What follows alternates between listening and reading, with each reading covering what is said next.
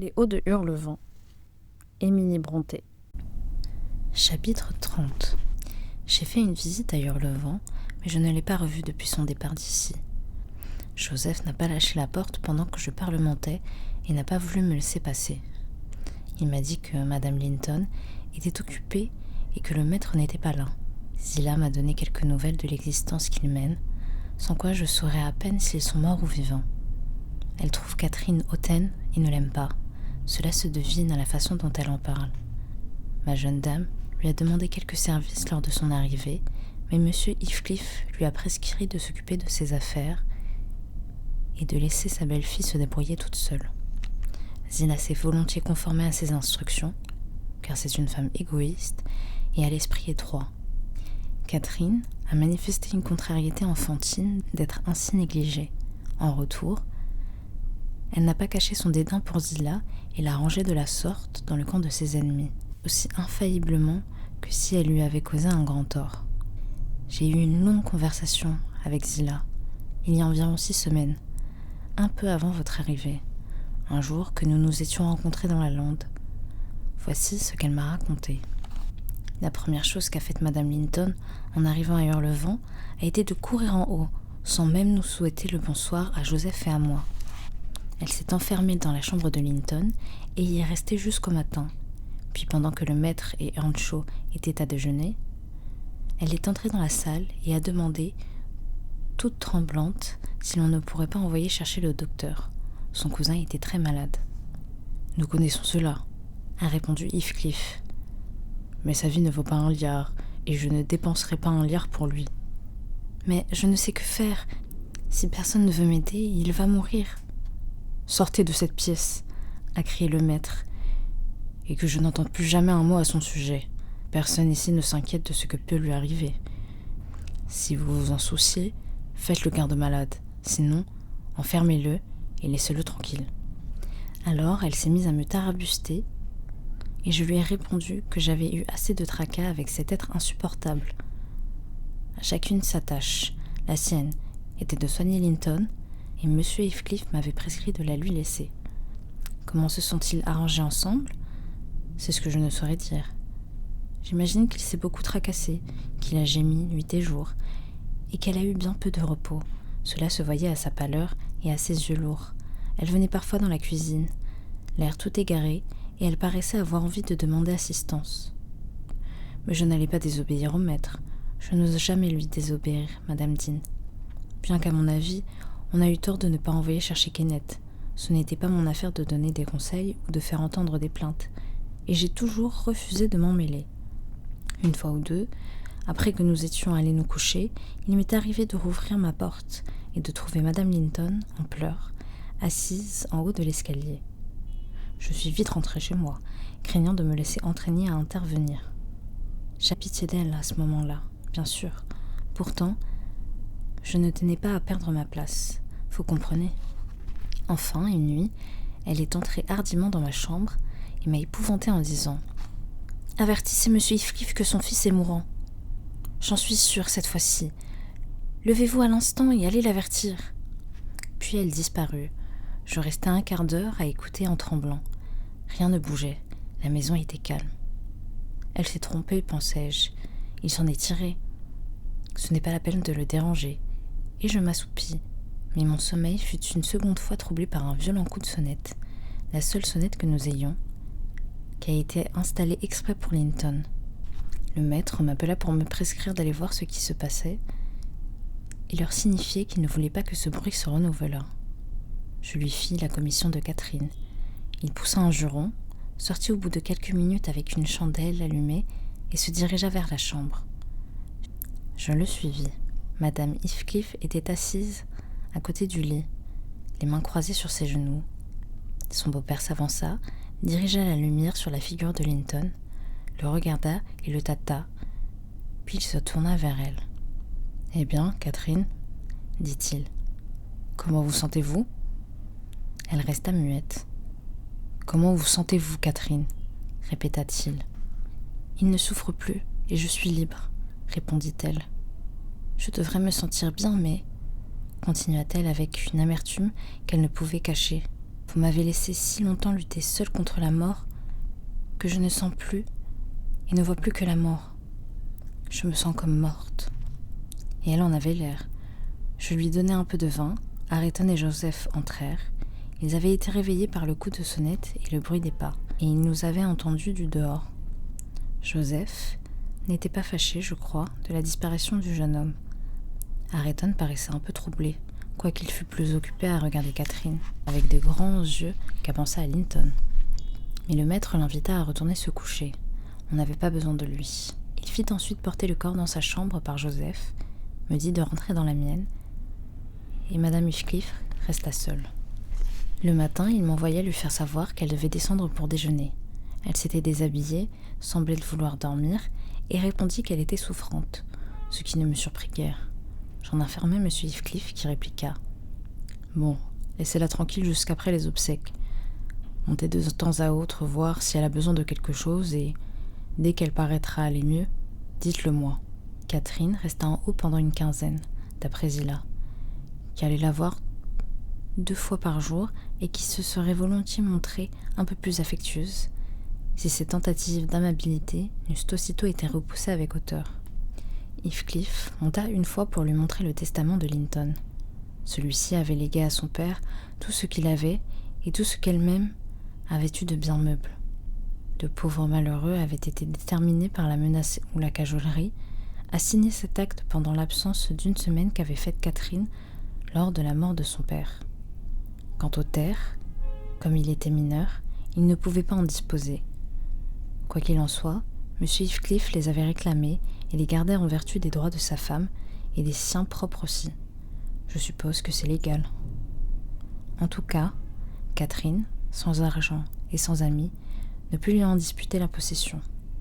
Personne que moi, dit Zillah, n'a jamais approché de sa porte, sauf en cette seule occasion où personne ne s'est jamais inquiété d'elle.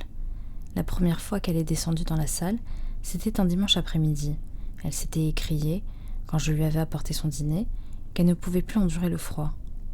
Je lui dis que le maître allait à Frostcroche-Grange et que ni Earnshaw ni moi ne l'empêcherions de descendre. Aussi, dès qu'elle eut entendu s'éloigner le trot du cheval de Heathcliff, fit-elle son apparition, vêtue de noir et coiffée avec une simplicité de quaker, ses boucles blondes plaquées derrière les oreilles. Elle ne pouvait pas les faire bouffer. Joseph et moi, nous allons en général à la chapelle le dimanche. L'église, vous savez, n'a pas de ministre en ce moment, expliqua Madame Dean. Et on donne le nom de la chapelle au temple méthodiste ou baptiste. Je ne sais pas lequel des deux c'est. De Gimmerton. Joseph était parti, mais j'avais jugé bon de rester à la maison. Il vaut mieux que les jeunes gens soient sur la surveillance d'une personne plus âgée. Et Ayrton, avec toute sa timidité, n'est pas un modèle de bonne manière. Je l'avertis que sa cousine allait très probablement descendre avec nous et qu'elle avait toujours été habituée à voir respecter le jour du Seigneur. Je lui conseilla donc de laisser ses fusils et toutes ses bricoles pendant qu'elle serait là. À cette annonce, il rougit et jeta les yeux sur ses mains et sur ses vêtements. L'huile et la poudre de chasse disparurent en 1 minute. Je vis qu'il avait l'intention de lui tenir compagnie et je devinai, à ses façons, qu'il désirait être présentable. Aussi, riant comme je n'oserais quand le maître est là, je lui offris de l'aider, s'il voulait, et plaisanter sur sa confusion. Il devint sombre et se mit à jurer. « Eh bien, Madame Dean, poursuivit Zillah, qui voyait que sa conduite ne me plaisait guère, vous pensez peut-être que votre jeune dame est trop distinguée pour M. Ayrton, et peut-être avez-vous raison. Mais j'avoue que j'aimerais rabaisser d'un cran son orgueil. À quoi lui serviront maintenant toute son instruction et tous ses raffinements? Elle est aussi pauvre que vous et moi, plus pauvre, je parierais. Vous faites des économies, et moi aussi je tâche d'amasser un petit magot. » Ayrton se laissa aider par Zillah, dont les flatteries lui rendirent son bonheur. Quand Catherine arriva, il avait presque oublié les insultes qu'elle lui avait prodiguées jadis, et il s'efforça de se rendre agréable.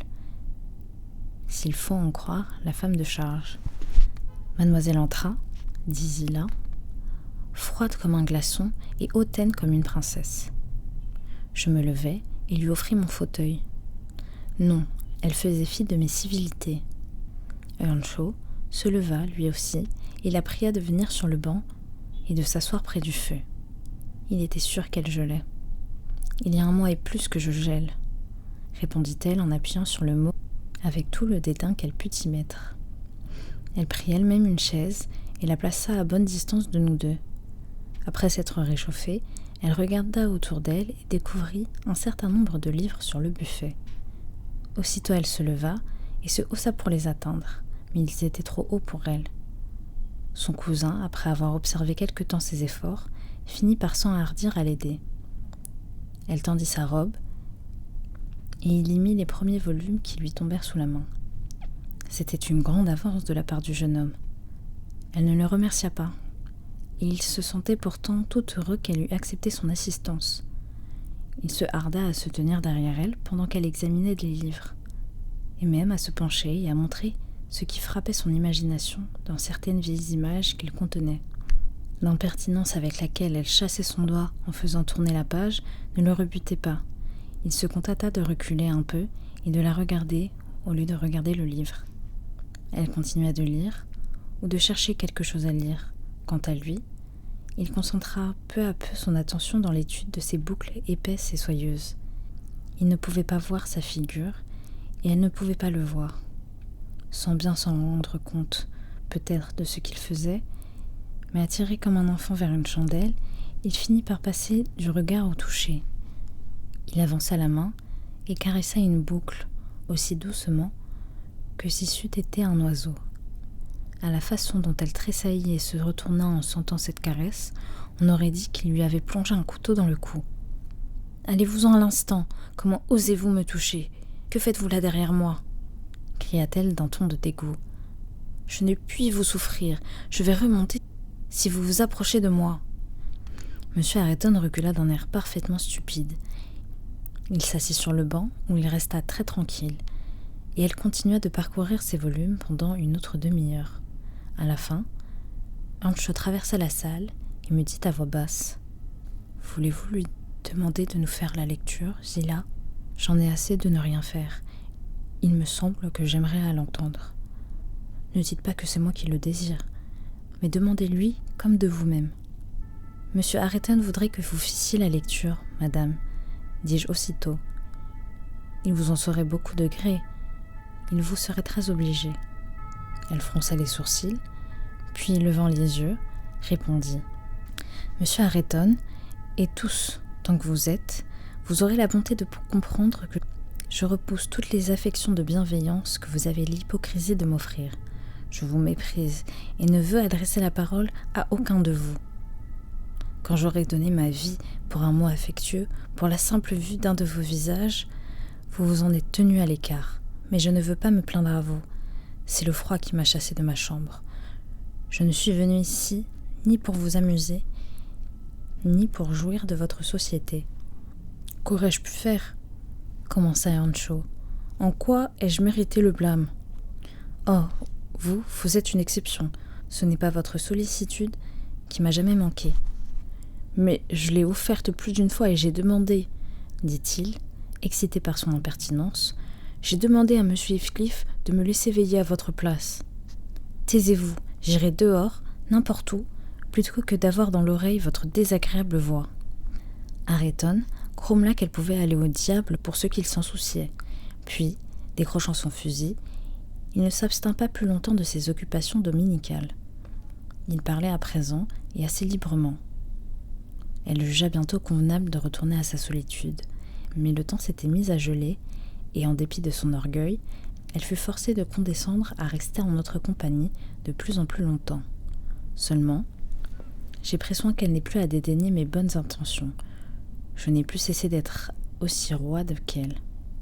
Chez nous, personne ne l'aime, elle ne plaît à personne.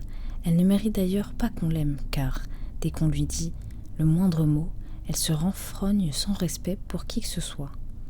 Elle insulte le maître lui-même, elle va jusqu'à le défier de la frapper. Et plus elle s'attire des châtiments, plus elle devient venimeuse. Tout d'abord, en écoutant ce récit de Zillah, j'avais résolu de quitter ma place, de prendre une petite maison et de décider Catherine à y venir vivre avec moi. mais autant eût valu parler à M. Heathcliff d'installer Ayrton dans une maison à lui. Je ne vois d'autre remède, pour le moment, que dans un nouveau mariage, et c'est là un projet dont la réalisation n'est pas de ma compétence. Ainsi finit l'histoire de Madame Dean. En dépit des pronostics du docteur, je reprends rapidement des forces. Bien que nous soyons seulement dans la seconde semaine de janvier, j'ai l'intention de sortir à cheval dans un jour ou deux pour aller jusqu'à Hurlevent, informer mon propriétaire que je vais passer à Londres les 6 prochains mois et que, si cela lui convient, il peut chercher un nouveau locataire après octobre. Je ne voudrais pour rien au monde passer un autre hiver ici.